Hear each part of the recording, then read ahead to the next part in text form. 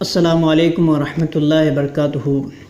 پیارے دوستو، آج ہم انشاءاللہ العظیم سورہ انعام کو شروع کریں گے۔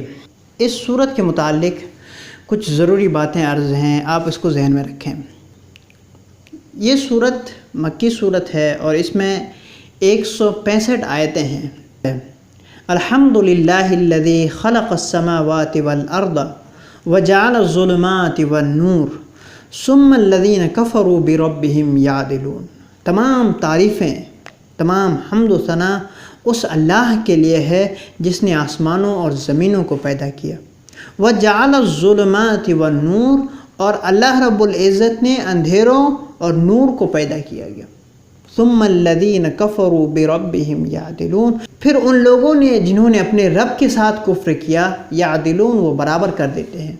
یعنی اللہ رب العزت نے تمام کائنات کو بنایا، نور اور روشنی کو بنایا، اندھیری اور روشنی کو بنایا۔ ان تمام دلائل کو دیکھنے کے باوجود جو کافر ہیں، جو مشرک ہیں، وہ بتوں کو اللہ کے برابر قرار دیتے ہیں، وہ بتوں کی پوجا کرتے ہیں۔ اس وجہ سے اللہ رب العزت ارشاد فرماتا ہے کہ وہ دونوں کو، اللہ رب العزت کو اور بتوں کو برابر کر دیتے ہیں، حالانکہ کائنات کے ذرے ذرے کو اللہ نے پیدا کیا، اور اسی ذروں میں سے یہ لوگ ایک شکل دے دیتے ہیں، مورتی کی شکل دے دیتے ہیں، پھر اس کو پوجتے ہیں، پھر اللہ کے برابر قرار دیتے ہیں۔ تو یہ تعجب کی بات ہے۔ اس کے بعد رب کریم ارشاد فرماتا ہے هو الذی خلقکم من طین، وہی اللہ ہے، اسی نے تمہیں مٹی سے پیدا کیا، مٹی سے پیدا کیا۔ ثم قضى عجلا، ثم قضى عجلا، پھر تمہارے لیے ایک میعاد متعین کر دیا کہ تم اتنی مدت کے بعد، اتنے دنوں کے بعد، اتنے سالوں کے بعد تم مر جاؤ گے۔ وَأَجَلٌ مُّسَمًّى عِندَهُ، اور اس کے نزدیک، اللہ رب العزت کے نزدیک ایک مقرر میعاد ہے۔ پہلے اجل سے مراد موت ہے، مفسرین اکرام فرماتے ہیں، اور دوسرے اجل سے مراد ایک قیامت ہے کہ ایک مدت تک لوگ، یہ کائنات چلتی رہے گی، اس کے بعد پھر تمام کائنات ختم ہو جائے گی۔ ثم انتم تمترون، پھر بھی تم شک کرتے ہو، اتنی دلیلوں کو دیکھنے کے باوجود، اللہ کی کائنات کو دیکھنے کے باوجود پھر بھی تم اللہ پر شک کرتے ہو۔ وَهُوَ اللَّهُ فِي السَّمَاوَاتِ وَفِي الْأَرْضِ، وہی ہے اللہ جو آسمانوں اور زمینوں میں معبود ہے۔ يَعْلَمُ سِرَّكُمْ وَجَهْرَكُمْ، وہ جانتا ہے تمہارے بھید کو، تمہارے راز کو، وَجَهْرَكُمْ، اور تمہاری ظاہری باتوں کو، کھلے اور باطن کو اللہ رب العزت جانتا ہے۔ وَيَعْلَمُ مَا تَكْسِبُونَ، اور جو تم کرتے ہو اللہ رب العزت اسے بھی جانتا ہے۔ جو تمہارے ایکشنز ہیں، تمہارے اعمال ہے، اللہ رب العزت ہر چیز سے باخبر ہے، وہ کسی چیز سے غافل نہیں ہے۔ وَمَا تَأْتِيهِم مِّنْ آيَةٍ مِّنْ آيَاتِ رَبِّهِمْ إِلَّا كَانُوا عَنْهَا مُعْرِضِينَ، ان کے پاس کوئی آیت، کوئی نشانی نہیں آتی ہے مگر یہ کہ وہ اس سے پھر جاتے ہیں۔ اللہ کی طرف سے مشرکین کے پاس، کفار کے پاس جب جب کوئی نشانی آتی ہے، کوئی آیت آتی ہے، نبی کریم صلی اللہ علیہ وسلم کے ذریعے سے کوئی معجزہ ظاہر ہوتا ہے، تو اس سے وہ پھر جاتے ہیں۔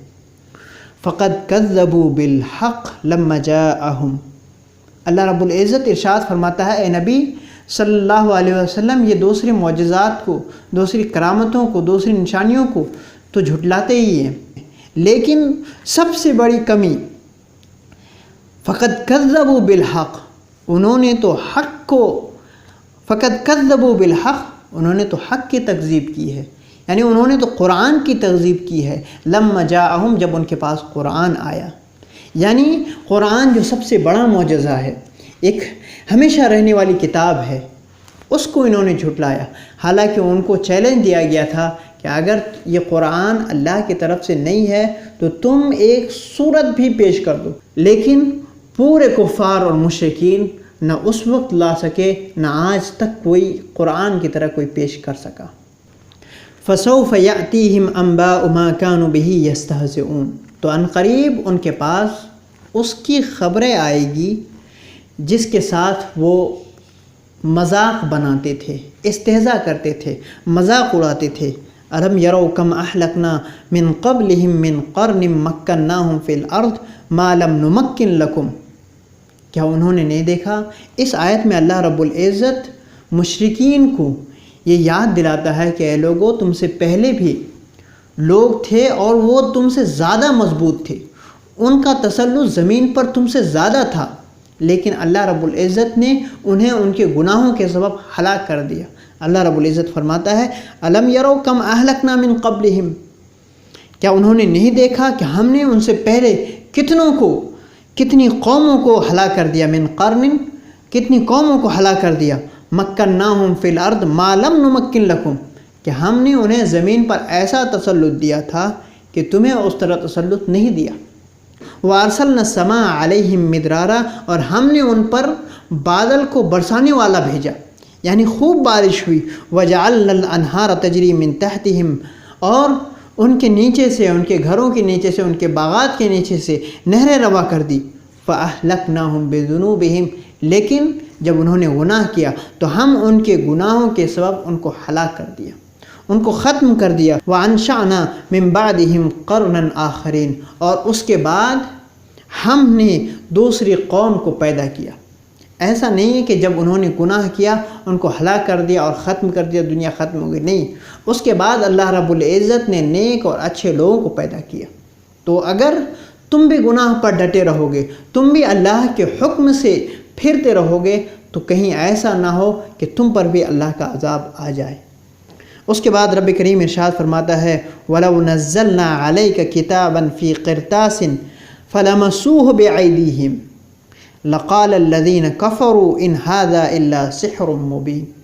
اس آیت میں اللہ رب العزت کفار کے، مشرکین کے ایک اعتراض کا جواب دیتا ہے۔ مشرکین کہا کرتے تھے کہ اگر یہ کتاب اللہ کی طرف سے ہے تو یہ کتاب کیوں نہ ایک بار کی نازل ہوئی، کیوں نہ یہ کتاب ایک کتاب کی شکل میں لکھی ہوئی نازل ہوئی جسے ہم دیکھ سکیں۔ اللہ رب العزت ارشاد فرماتا ہے لو نزلنا علیک کتابا فی قرطاس، اے محبوب صلی اللہ علیہ وسلم، اگر ہم آپ پر کاغذ میں لکھی ہوئی کتاب نازل کرتے، فلمسوہ بأیدیہم، پھر وہ انہیں اپنی ہاتھ سے چھو کر دیکھتے، وہ آسمان سے اترتے ہوئے دیکھتے، لقال الذین کفروا، تو ضرور کفار کہتے ان ھذا الا سحر مبین، یہ تو نہیں ہے مگر کھلا جادو۔ وہ اس کو بھی جادو کہتے کہ آسمان سے جو نازل ہو رہا ہے، جو آسمان سے جو کتاب نازل کی جا رہی ہے، یہ ریئل نہیں ہے، حقیقت نہیں ہے، بلکہ جادو ہے۔ اللہ رب العزت اس کے بعد ارشاد فرماتا ہے وَقَالُوا لَوْلَا أُنزِلَ عَلَيْهِ مَلَكٌ، وہ کہتے ہیں کہ ان پر کیوں نہ ایک فرشتہ نازل کیا گیا۔ وَلَوْ أَنزَلْنَا مَلَكًا لَقُضِيَ الْأَمْرُ ثُمَّ لَا يُنظَرُونَ۔ اللہ رب العزت اس میں ارشاد فرماتا ہے کہ ہم اگر ان پر فرشتہ نازل کرتے لَقُضِيَ الْأَمْرُ، تو معاملہ ختم ہو چکا ہوتا، وہ ہلاک ہو چکے ہوتے۔ ثُمَّ لَا يُنظَرُونَ، پھر ان کو نہ مہلت ملتی، پھر ان کو مہلت نہیں ملتی۔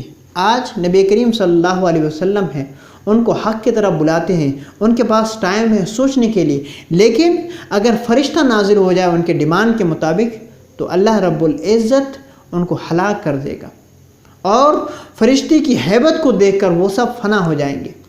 اس کے بعد رب کریم ارشاد فرماتا ہے وَلَوْ جَعَلْنَاهُ مَلَكًا لَجَعَلْنَاهُ رَجُلًا، یعنی کسی فرشتے کو نبی بناتے، لَجَعَلْنَاهُ رَجُلًا، تو ضرور ہم اسے انسانی شکل میں پیدا کرتے۔ وَلَلَبَسْنَا عَلَيْهِمْ مَا يَلْبِسُونَ، اور ہم ان پر وہی اشتباہ ڈال دیتے جس اشتباہ میں ابھی وہ ہے۔ یعنی اللہ رب العزت اگر فرشتوں کو نبی بناتا اور فرشتوں کو حکم دیتا کہ تم لوگوں کو رہنمائی کرو، گائیڈنس کرو، ہدایت کرو، تو لوگ کہتے کہ یہ بھی تو ہماری طرح انسان ہے، جس طرح نبی صلی اللہ علیہ وسلم کو کہا گیا، تو لوگ فرشتے کو بھی کہتے کہ یہ تو ہماری طرح بشر ہیں، یہ ہماری طرح انسان ہیں، ہم ان کی بات کیوں مانیں۔ تو جس اشتباہ میں وہ آج ہیں، اگر فرشتہ بھی نازل ہوتا پھر بھی وہی اشتباہ رہ جاتا۔ وَلَقَدِ اسْتُهْزِئَ بِرُسُلٍ مِّن قَبْلِكَ، اس آیت میں اللہ رب العزت اپنے حبیب صلی اللہ علیہ وسلم کو تسلی دے رہا ہے۔ تسلی اس طرح سے ہے کہ نبی کریم صلی اللہ علیہ وسلم کے ساتھ استہزاء کیا جا رہا تھا، مذاق کیا جا رہا تھا، تو اللہ رب العزت نے ارشاد فرمایا قد استہزئ برسل من قبلک، اے نبی صلی اللہ علیہ وسلم یہ لوگ جو آپ کے ساتھ استہزاء کرتے ہیں، مذاق کرتے ہیں، یہ معاملہ نیا نہیں ہے، پہلا نہیں ہے۔ آپ سے پہلے بھی جو انبیاء کرام تھے، جو رسولان کرام تھے، ان کے ساتھ بھی استہزاء ہوا، ان کے ساتھ بھی مذاق ہوا، لوگوں نے ان کو بھی مذاق بنایا۔ فَحَاقَ بِالَّذِينَ سَخِرُوا مِنْهُمْ مَا كَانُوا بِهِ يَسْتَهْزِئُونَ، تو ان کو گھیر لیا جنہوں نے ان کے ساتھ مذاق کیا، مَا كَانُوا بِهِ يَسْتَهْزِئُونَ، وہ چیز جس کے ذریعے سے وہ مذاق بناتے تھے، یعنی ان پر عذاب آیا، ان پر عذاب آیا جنہوں نے انبیاء کرام کے ساتھ مذاق کیا، جنہوں نے ان کے ساتھ استہزاء کیا، اللہ رب العزت نے انہیں عذاب دیا۔ تو اے نبی صلی اللہ علیہ وسلم آپ کے ساتھ بھی جو مذاق کر رہے ہیں تو وہ بھی کسی نہ کسی عذاب میں مبتلا ہوں گے اور ان کا بھی بدلہ لیا جائے گا۔ ہم اپنی بات یہیں پہ ختم کرتے ہیں۔ اللہ رب العزت سے دعا ہے کہ ہمیں قرآن کریم کو سمجھنے کی توفیق و رفیق عطا فرمائے اور اس پر عمل کرنے کی توفیق و رفیق عطا فرمائے۔ اللہ رب العزت ہم سب کی حفاظت فرمائے، آمین۔